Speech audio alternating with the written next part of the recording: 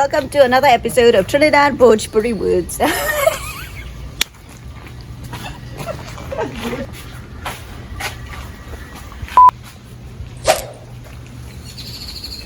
Hello, welcome to another episode of Trinidad Bhojpuri Words and Phrase. In this episode, we're going to take a look at the words CHHULACHAN, KHARUWAA, the Trinidad Bhojpuri expression HUMAAR, PIRAALAA, BABHOOT, and our food-related word BHOOSEE. Let's go see Vinay of the Cutlass magazine.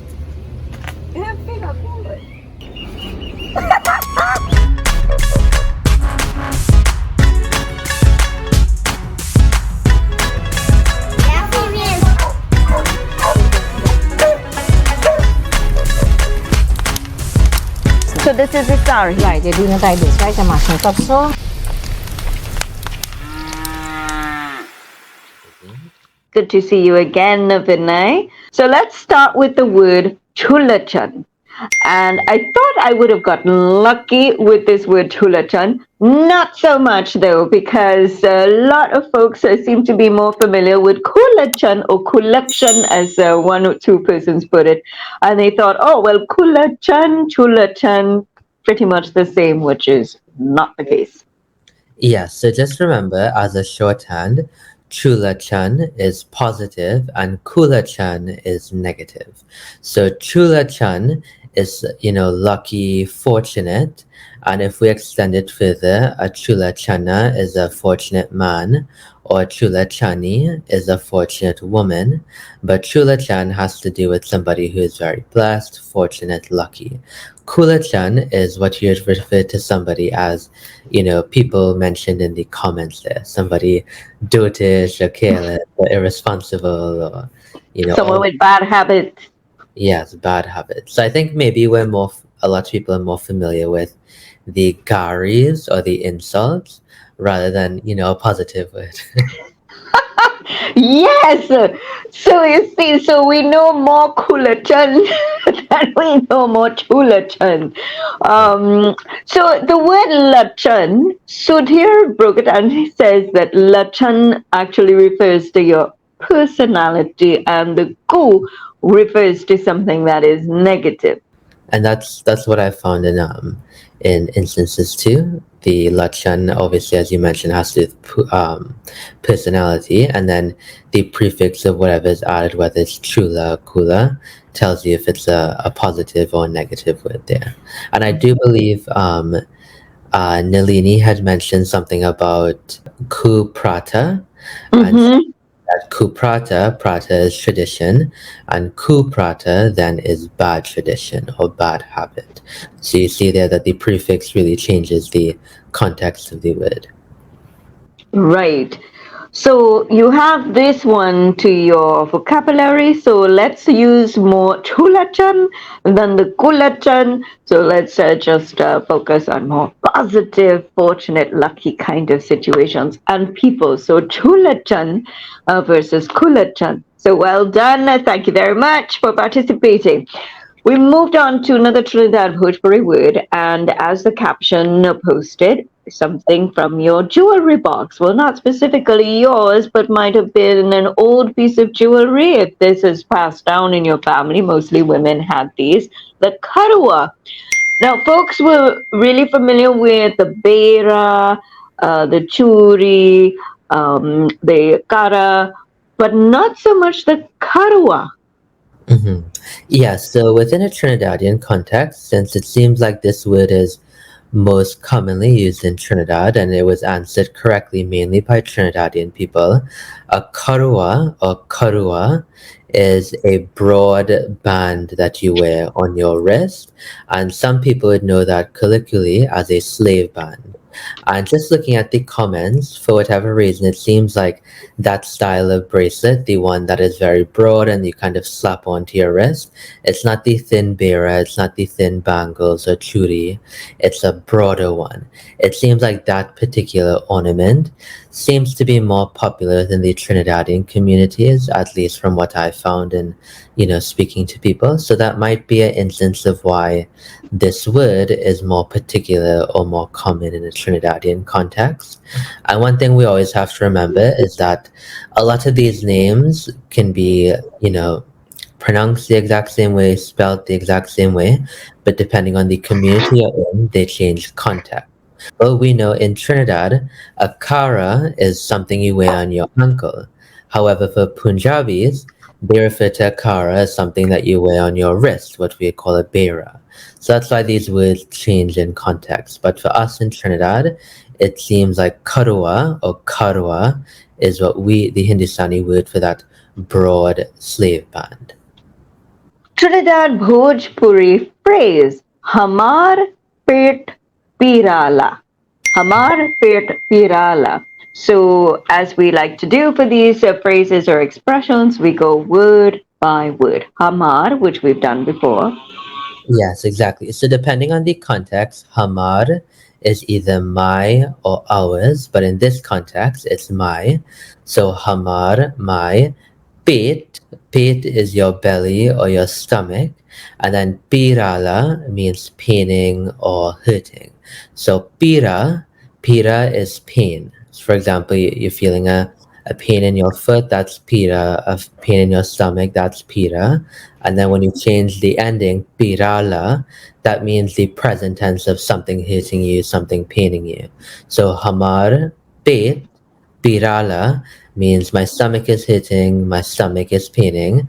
And in our Trinidadian parlance, you might, equate that to my stomach working me or my stomach paining me or something like that. And I specifically love this one because it'd be kind of a jokey word that people in my family would use. And I know my parnani would use it often as well. She'd say, Hamar pet pirala, and then she would run to the bathroom.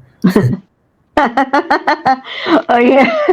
Well, it was actually a common excuse, to kind of not go to school. Well, we never said Hamar pet pirala. We just say, oh, my belly aches. I have tummy aches. So your belly is hurting. That is like pure Trinity, your belly hurting. Yeah, and that's Okay. Let's go on to another Trinidad Bhojpuri word, Babhoot. Babhoot. Babhoot. Is this related to Bibhuti? Yeah, so for example, when I shared it, I initially had given Sai Baba as a hint because I think for a lot of Trinidadian people, when they think Sai Baba, they think immediately of Vibhuti. People would have known what Sai Baba was that sacred ash that he would take and give you, and some people would TK with it, TK meaning to apply a tikka. So Babhoot is similar to Vibhuti, and as we know from Hindi, Sanskrit to Bhojpuri, we often see that V change into B. So a Parvati becomes a Parvati, similar to the way Vibhuti or Vibhut becomes Babhut or Bibhuti. And so there's a couple different ways that you could say it, but it all means the same thing. And that's the ash that you get when incense is burned. And I was also very happy one person referenced the fact that before Holika, when they burn the effigy of Holika, they take that ash, the babut, and they use that to make a tika on the men. Okay, so how is this different though from ash when you cook on a Well, chula? yeah, for this case, it seems like using the babut for the ash that comes from the incense or the agarbatti, as people know, it's because it has a specific holy meaning. So, for example, when are cooking on a chulha and you have the wood and the wood burns out and you have the little ash remaining, people refer to that as raki or rak. And that's just typical ash, but it doesn't have that same religious connotation tied to it. So we know that when the ash from agarbatti that you burn for puja has a religious meaning. We know that Holika Dahan obviously has a religious meaning. Whenever you just refer to something as rak or raki, that's just literally ash. It doesn't have that additional connotation attached to it. So can we also use babhoot to refer to ash if you were to have a hawan? Yes, because that's a religious connotation there, you could use that as well. Because I know, for example, of people doing pujas. So when I was told actually a story by an older person, when the sadhu people would do pujas and they would burn, wood in the forest, for example, the ash that they took from that wood during the puja, during the hawan, they would also refer to that as babhoot. Excellent. All right. So, BABHOOT, another Trinidad Bhojpuri word. And we wrap up the week with a food related word. And this is a sweet one. I really enjoyed this one because it triggered lots of memories for those who actually worked in the rice field and lagoon days. So, Ojil days. So, let's go with the word BHOOSEE. BHOOSEE. So popular answer, rice husk. Yes, and some people called it, the skin on the rice, or the husk on the rice is the more correct term. But yes, pusi is just the husk on rice. And I know one example that we had given, or one hint, was the mention of pat, tan, and chaud or chawal.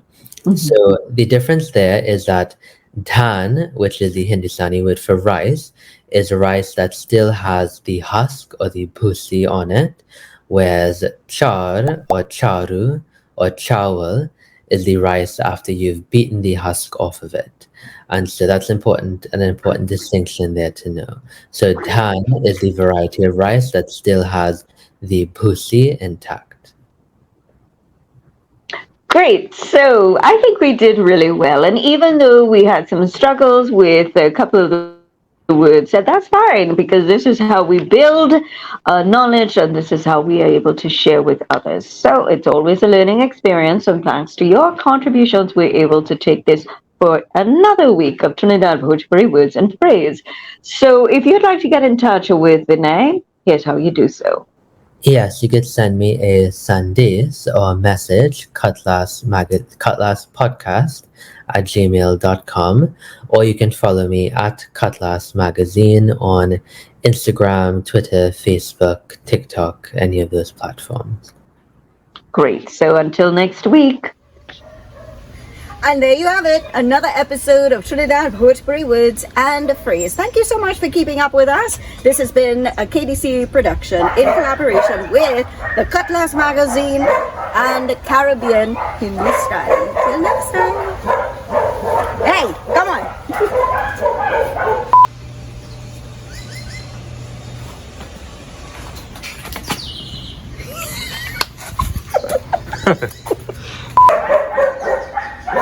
And there you have it, another episode of Trinidad. Wait, another episode of Trinidad Bhojpuri. Wait.